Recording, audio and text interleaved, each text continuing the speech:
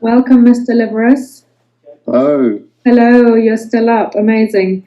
I'll be briefing you shortly. We're just waiting for the session before you to be switched over into vMix, which is the platform from where you'll be taken to stage. So if you bear with us a little bit. excuse me, I've got to say hello to my fellow Greek. Please. Hello, Andrew. Isakala. Yeah, no, I just spoke your name just a few days ago to Mahmoud. Great. Yeah. Well, I know you've got all these instructions to follow, so we should be good soldiers here and let you go to your panel. Goodbye. Area. Is the chair in the right position? Dr. Vardhan, Your Excellency, are you there? Can you hear us? Good evening. Dr. Vardhan, we'll be asking just a few questions. One of the questions I'll be obviously asking is on the national healthcare policies and models. You know, what if you knew today, if you knew back in February and March what you know today, what do you think could have been done differently? But we'll begin. We'll have a 15-minute conversation. We have three panelists here. Yourself, Your Excellency. We have Dr. Bernd Montag, who is the CEO of Siemens Healthineers, and Dr. Ali Parsa, who is founder and CEO of Babylon Health, and then myself.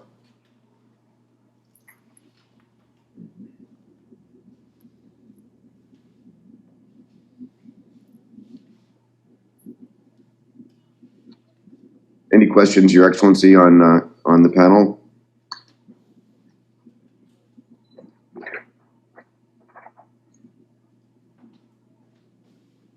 Dr. Vardhan, any questions you might have? Dr. Vardhan, can you hear us? Could you acknowledge that you hear us, please?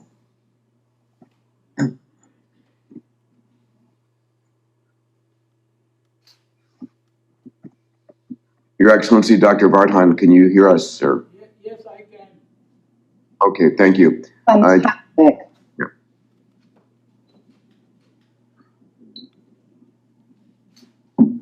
Dr. Vardhan, is there any question you particularly would like me to ask you for this panel? No, it's perfectly all right because the time is very limited and we have to finish everything as you have told in 10, 15, 20 minutes. So I'll just put my thoughts in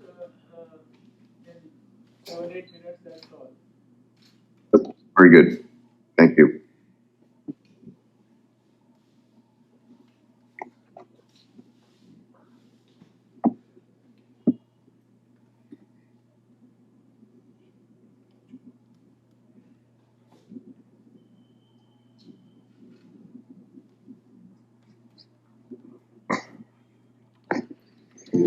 I'm going to start sending out the vMix link shortly. Please have an eye on your private chat box, please. Thank you.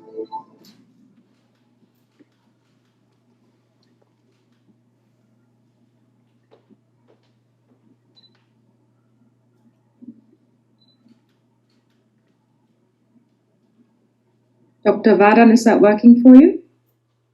Yes, you are audible.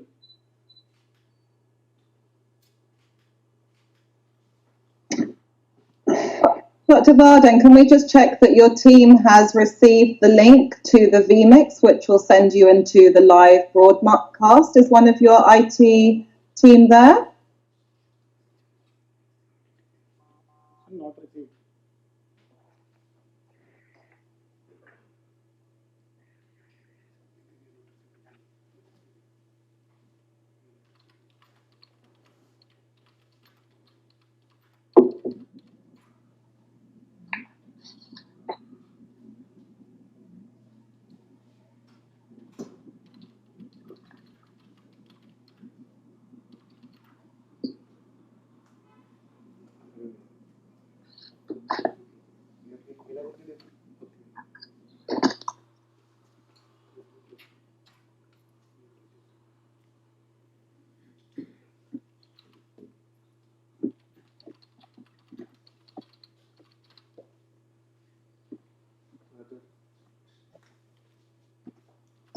Gentlemen, by now all four of you should have received private messages from myself with a vMix link.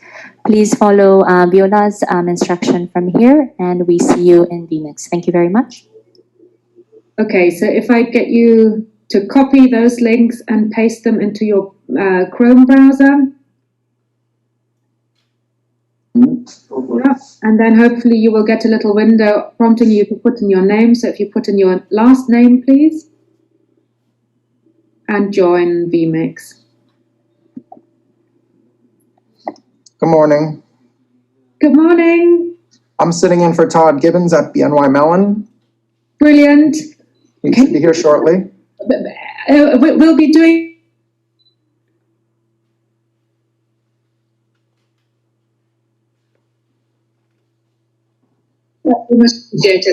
Understood. Thank you. Is that working for you, gentlemen? Yes. You want us to close Zoom after we've connected? Once you're safely in vMix, please close Zoom. Yes. Thank you. Thank you so much and have a good session. Thank you. Thank you very much. Everyone, vMix.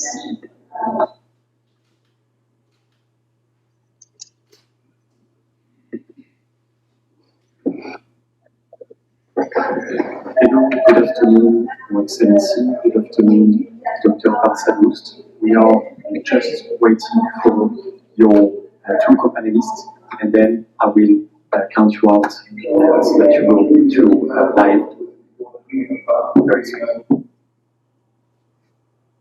Thank you.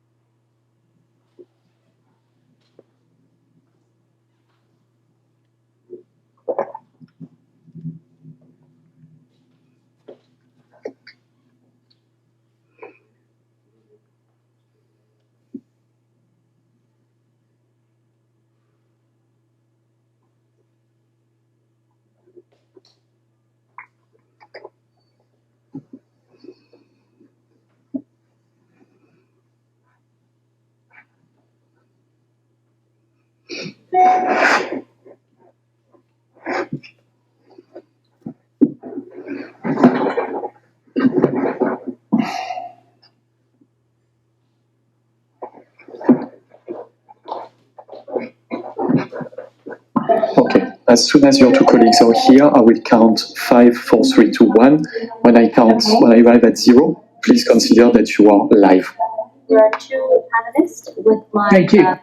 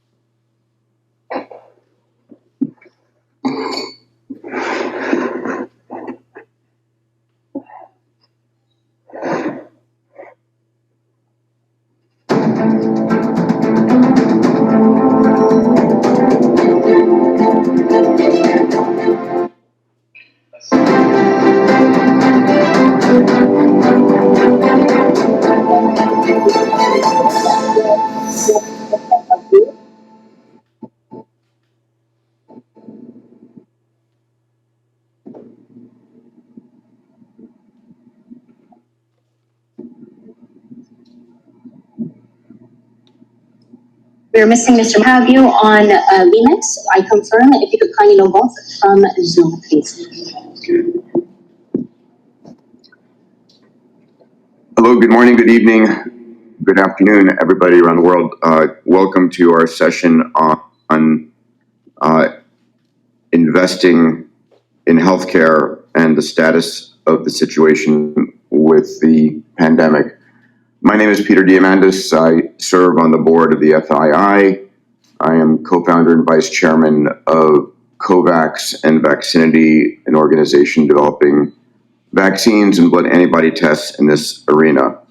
I'm currently joined by one of my panelists, Dr. Ali Parsa, founder and CEO of Babylon Health, and waiting my other panelists as well.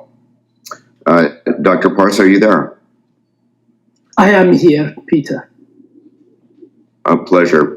Well, let's begin with the service that you are providing currently around the world. It's COVID-19, the whole pandemic has been an extraordinary race to retool the healthcare industry, to take it from effectively a standing start for this pandemic and to provide services much needed globally. I'm going to ask you this question. If you knew back in the first quarter what you know now, what would you have done differently?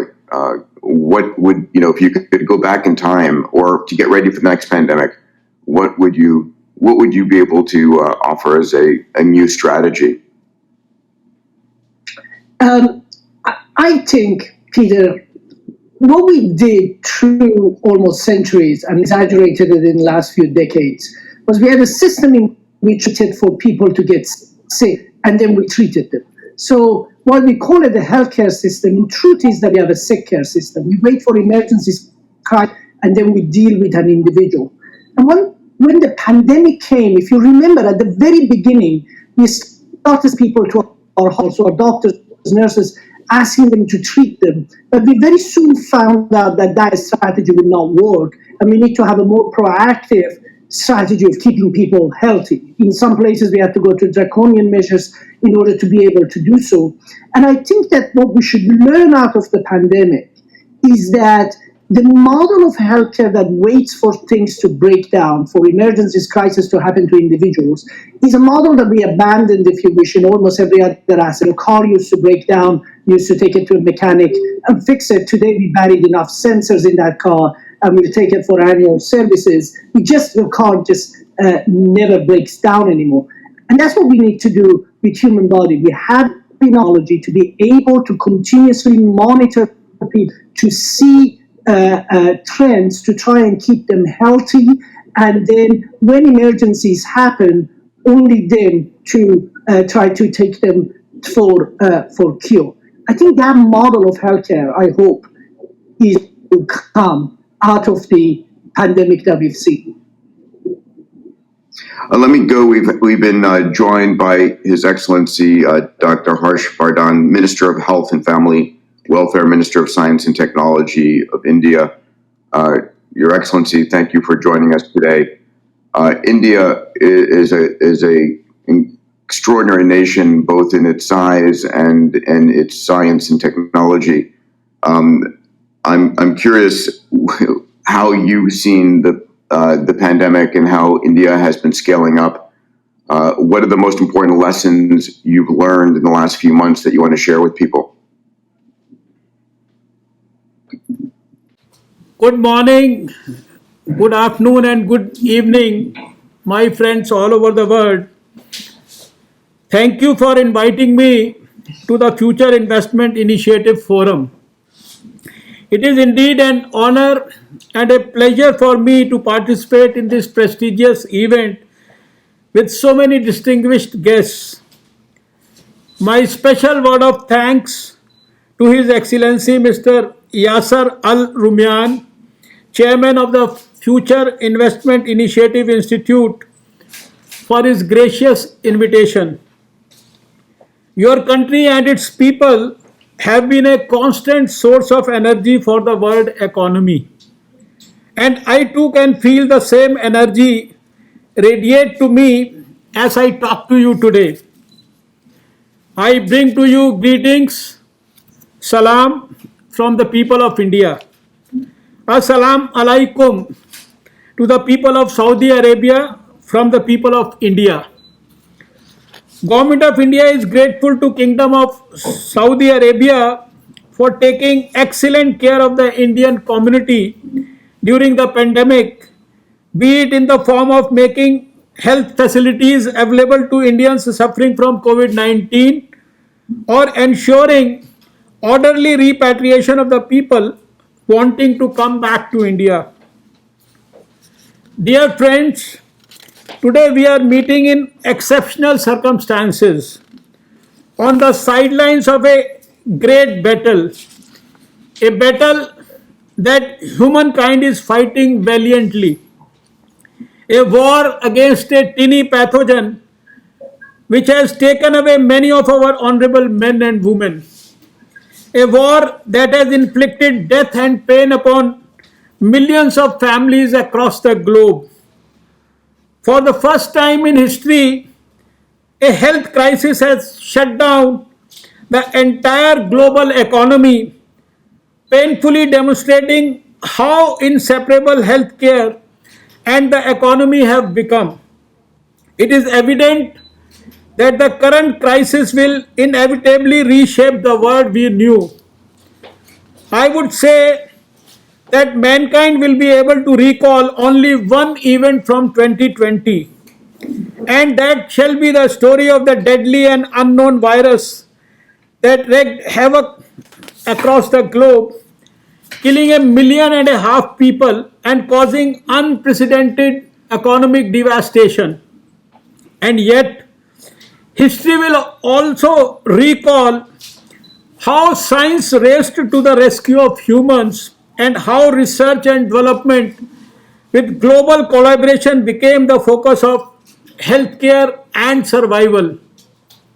Today's topic of discussion, Health of Nations, a guide to investing in the next decade of global health, is therefore extremely relevant and important.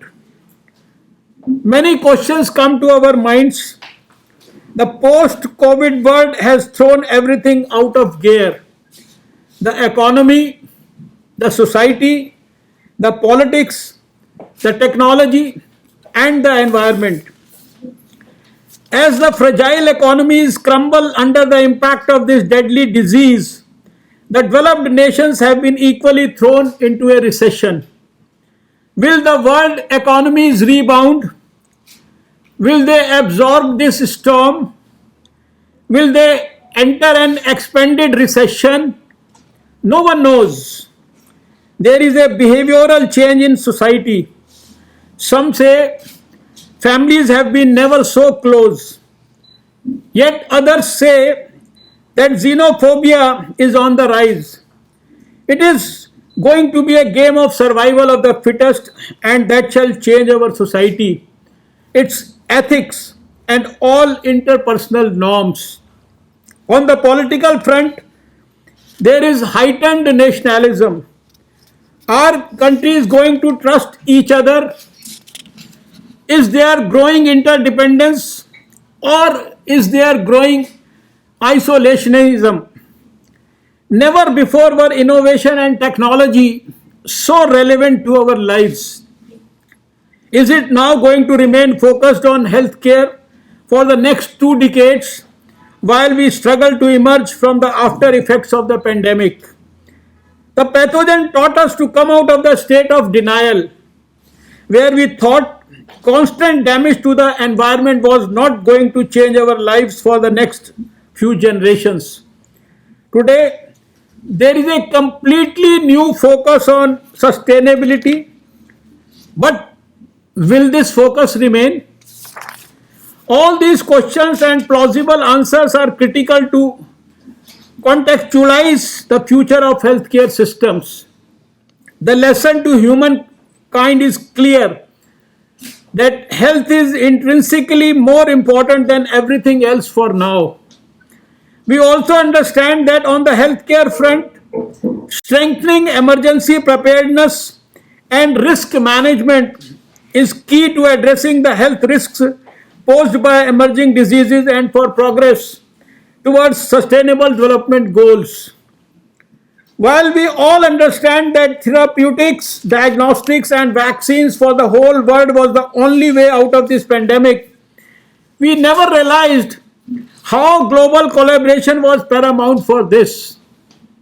We have also in the last 1 year realized how governments, industry, and philanthropy must pool resources to pay for the risk, the research, manufacturing, and distribution, but with the condition that the rewards should be available to everyone, regardless of where they have been developed. To begin with, it has helped nations realize the importance of long-term investments in the healthcare system. Countries have now begun investing in new medical facilities and infrastructure. Now, healthcare cannot continue to be managed as a cost, but it needs to be approached as an investment. Secondly, another effect of the pandemic has been the rapid expansion of telemedicine facilities. Thirdly, the healthcare and industry is in the midst of a digital transformation, and the technology giants want to rush in. The pandemic has given rise to innumerable health startups.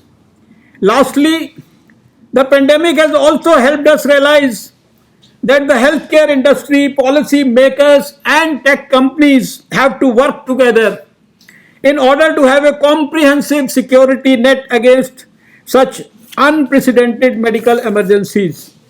I am happy to report that India has been one of the most successful countries in handling the pandemic. The positive developments taking place in our country are a result of the strong political will exhibited by our Honorable Prime Minister Shri Narendra Modi ji. India took early and swift decisions as part of its containment strategies to mitigate the virus. Stringent measures that were well implemented, coupled with exceptional cooperation from the citizens, helped us to maintain one of the lowest case fatality rates in the world throughout the pandemic. Friends, healthcare is an important responsibility of any government, and I feel very proud to highlight here that recently on 16th of January, India has launched the world's largest vaccination campaign, and we have developed 2 COVID-19 vaccines indigenously. Not only that, many more vaccines are also progressing at a rapid pace. This is a shining proof of India's strength, India's scientific proficiency, and India's talent. I am also happy to inform that we have been able to supply this vaccine to several countries in the past few days. Covishield vaccine will also be supplied by Serum Institute to Saudi Arabia. Today, I also want to assure you from this platform that the pace of progress in India will continue on an upward trajectory. We are taking every decision possible for the development of our country. Our policies are unambiguous and the goal is fixed. We are improving not only the ease of doing business, but also the ease of living. I invite you and the businesses from all over the world to partner with India in this journey of global welfare. Today has been a great honor for me. Dear friends, I thank you very much for this great opportunity and offer my heartfelt gratitude to His Excellency Yasser Al Rumyan, Chairman, Future Investment Initiative Institute. Thank you very much. Shukran Jazilan.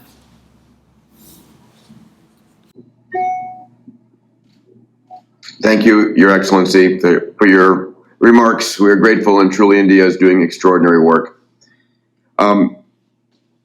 Dr. Parsa, if I may, this year has become one of the years of the greatest investments yet in healthcare.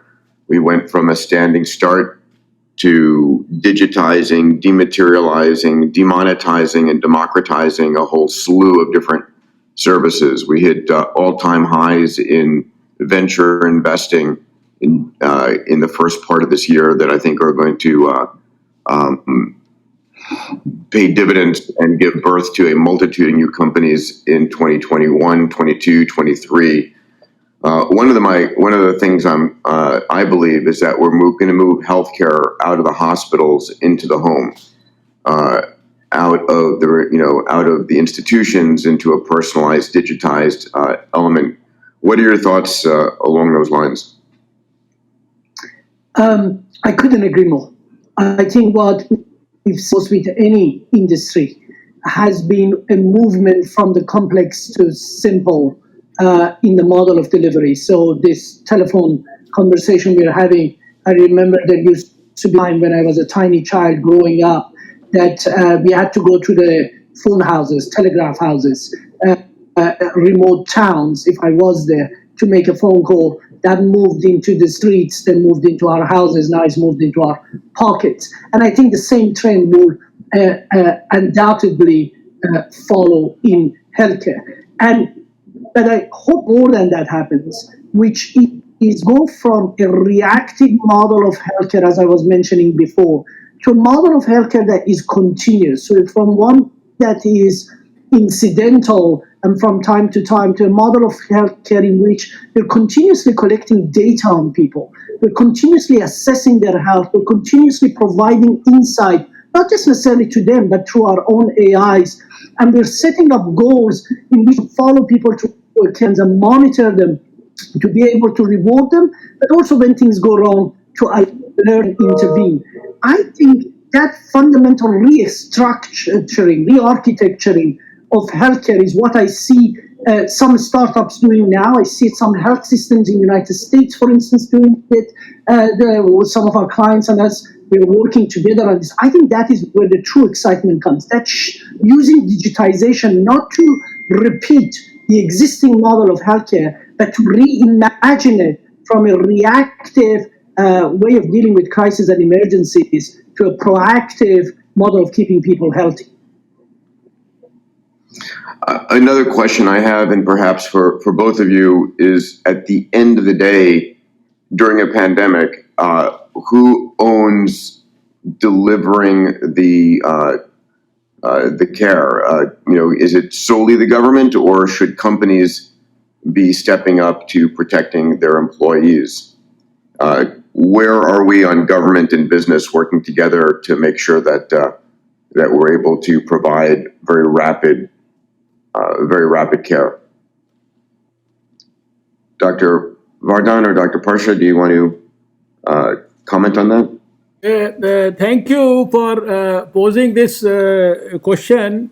I think what I can comment right now is based on my experience of the whole last year, since the day we had the news of this coronavirus entering the whole world through the news break from WHO delivered by China. Last 1 year, we have seen that at least in India, it has been a whole of government and a whole of society approach, and everybody in the system, whether it was the professionals, whether it was the industry, whether it was the corporate sector, whether it was the pharmaceutical industry, everybody was on board and everybody worked together. And that is, I always say that it is not for India itself, but for the whole world, the greatest benefit. Unfortunately, COVID, we lost so many people all over the world, but the greatest, you can say, blessing in disguise in some form has been the type of collaborations and the way people have worked together, not only in a country but all across the world. So this is, I think, something which COVID has probably reminded us. It has brought health to the center stage of everything. People now, whether in government or in administration or in the society or anywhere, they are forced to actually focus on health issues, and newer technologies, newer and newer ways of actually handling health. Like we were earlier also talking about and doing something about telemedicine, but during the COVID pandemic, we in fact finalized all our telemedicine guidelines, in fact notified them in a big way, started practicing them in a big way, and right now telemedicine has also become some sort of a norm in our country, where the highest you see, most educated and most experienced teacher of a medical college, to him means for the poorest of the poor living in the remotest part of the country, they have access to his professional advice through the telemedicine facility. So there is a lot of change that has happened, and everybody has played his definite and well-defined role in this. Everybody has worked like a team. I'm grateful for the extraordinary work that India has done. I know my company, Kovacs, has partnered with one of the large manufacturers, Aurobindo. And Dr. Parsa, thank you for the work that you've been doing with Babylon Health. And I turn the stage over to our next FII panel. Thank you all very much. Be safe, be healthy. Namaste. Thank you. Salam alaikum.